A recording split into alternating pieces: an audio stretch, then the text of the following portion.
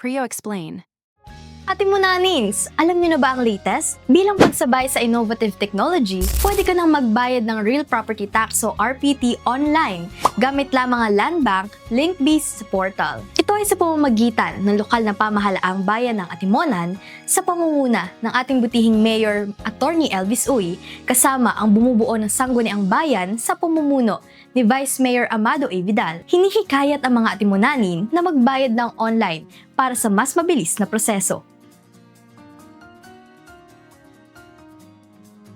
Step 1. Ihanda ang kopya ng iyong latest tax declaration na official receipt. Mag-request ng updated statement of account o SOA sa email ng Municipal Treasurer's Office Real Property Tax Section. Step 2. I-search ang www.landbank.com at i-click ang link.bizportal tab o i-scan ang QR code. Pindutin ang Pay Now at i-type ang Municipal Government of Atimonan. Sa transaction types, i-click ang Real Property Tax at i-continue.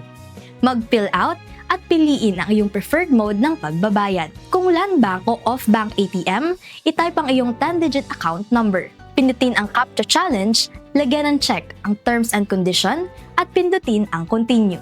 I-submit ang payment details, kabilang ang one-time password o OTP.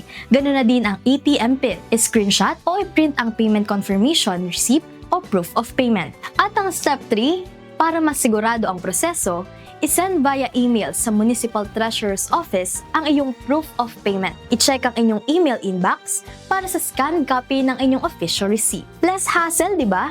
Isa lang yan sa mga hakbang para sa makabago at umuunlad na bayan ng Atimonan. Para sa iba pang mga impormasyon at katanungan, makipag-ugnayan lamang sa Municipal Treasurer's Office sa first floor main building o sa kanilang Facebook account na MTO Atimonan. At syempre, huwag kalimutan i-follow ang TikTok page na ito at ang aming Facebook page na Prio Atimonan Public Relations and Information Office.